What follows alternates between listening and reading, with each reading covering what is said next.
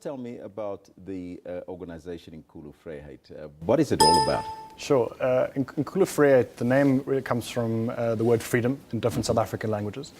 And the name was chosen because we want to make a statement up front about the importance of diversity in our country, and also the importance of building an inclusive country and also economy. The organization was launched last year, and since June of last year we've been running the Our Vote, Our Voice campaign, which is where the soapbox fits in. Why was it necessary to start this organization in the first place? Well, in South Africa's history is political history, at least. It's plagued by elite capture, and often that means that young people are left out. And we felt it was very important to build a strong, independent youth voice that can stand its ground and really contribute constructively to issues at a major national level. So would you say that there's not a sufficient youth voice out there in terms of all the political parties with their youth formations? Yeah, one of the other reasons we started the organization is because we don't believe that young people should be relegated to wings or formations necessarily. We believe that if young people have the right ideas and they can contribute and they want to contribute, that they should have an equal, there should be an equal player at the decision-making table. So there is a youth voice out there, but we feel that a large part of the young people aren't represented and are still excluded, primarily from both mainstream discourse and also from the economy. So it's an open society, basically, that speaks to social issues. Yeah. One of the social issues that you touched on a little bit earlier is the soapbox. Yes. It's happening in Diepsloot. Tell me more about that. Sure. So with the Our Vote, Our Voice campaign, which we launched last year, the campaign had three elements. So firstly, we approached every major political party, conducted in-depth policy interviews with each of the major political leaders across the spectrum, including the IEC. These are available on our YouTube channel. We also built the first website, which is accessible on mobile and online, summarizing the manifestos of the different political parties from a youth perspective. And then the third element, which is the most important one, has been organizing these soapboxes on the ground. We've made toolkits available to organizers, and the soapboxes are really about bringing groups together at a local level behind solving particular challenges. So we've worked very closely with groups at a local level. The one in Diepsloot, we're working with Nkanyiswa from Diepsloot Youth in Action. And these are about creating a space where we invite local business, local government, local politicians, as well as the community themselves, to really get into a conversation about how they can collaborate and how we can address many of the major challenges. And in a community like Diepsloot, the majority of young people continue to be excluded. So it's almost like a community meeting. Exactly. All right. So paint a picture for me, because I see a soapbox when you talk about. So I see a soapbox. So paint that picture for us. Yeah, I mean the soapbox. Literally, the organizers set up a box in the middle of a big public area. In this case, it's happening at the taxi rank. And then we invite local artists and community members, and we create an environment that's conducive to constructive dialogue, and really that focuses on bringing on unity and then moving forward to address these challenges. So it's a very open space. We've had very successful ones in Gugulethu and Khayelitsha. We've had one in Diepsloot before. And we're having these all over the place. And anyone can organize a soapbox. The point here is that anyone should be able to command and make an impact in the public space in South Africa. And it's really about people reclaiming public spaces in South Africa. Is it assisting the communities? We think so. I mean, the conversations that we've had, the partnerships that are built out of these connections and so forth have been very useful. On many cases, people have come together that haven't been speaking before, whether it's two local schools who haven't been in collaboration or partnership. And these events are really about bringing those stakeholders together. So while it's difficult to measure, unity in general is difficult to measure. But as far as we've been able to tell, we've made a difference at a local level. And we continue to build on that.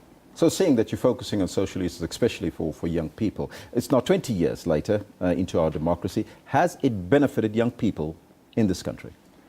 I don't think the majority of young people have benefited.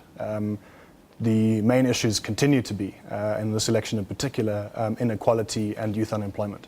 The majority of young people are unlikely to find employment after school. And as we know, our schools are not preparing young people for careers in entrepreneurship and so forth. So we're not seeing the type of innovation being kind of born through our education process that really generates economic growth.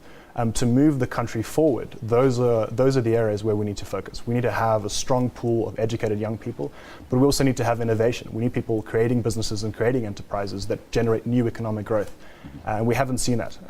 The money is definitely there, one of the wealthiest countries in the world, but we haven't seen that feed through. We can see with recent books being published, Thomas Piketty's book, for example, and IMF reports, that in fact redistribution combined with growth policies in the country, don't actually negatively impact growth. So in the next 20 years, we really need to see the government and all stakeholders coming to the party and making sure that the biggest block of excluded young people are actually brought into the system as best as possible. Now, you're talking about innovation, but what sort of innovation are we talking about to assist the youth moving forward? So what we've been focusing on is social innovation, so a unique combination of civil society and politics. The soapboxes are an example of that. Just changing up the way that we interact with ideas and issues to try and spur new solutions. But as important is technological innovation. We need to have a strong culture of innovation amongst young people, people creating businesses that solve fundamental problems, and people seeing opportunities and acting on those. And these innovations are really part of what can ultimately address service delivery challenges, for example. There are good examples in Alex, some colleagues of ours, Candice Homer and others, creating entities that address these issues, but doing it in innovative and new ways. Okay. Now, if people want to get in touch with you, how can they get involved with your organization? Sure. The name again, Freeheid, Inkulu Freeheid? Inkulu Freeheid, yeah. They can find us on our website, InkuluFreeheid.org. And on the website, there are toolkits, and there are also contact details for the organization in different parts of the country. So they can get in touch with those individuals and download the toolkits, and we're happy to collaborate. We've been very collaborative so far. So people can get in touch via that, and we'll follow up from there. You mentioned toolkits. What sort of toolkits are we talking about? We developed a voter education toolkit, which has been disseminated and distributed at our events, which just basically explains how to participate in the election, voter registration and so forth. And we've also developed an organizer's toolkit. Now, if we look at this, so young people can, one, get educated about voting, and how does that work? Is it about voter registration, or what is it all about? The toolkit explains to young people their different options. So it explains participation, vote spoiling, and vote abstention. And it also explains the consequences of each of these actions. So the toolkit also then links back into the website where the policies of the different parties are explained.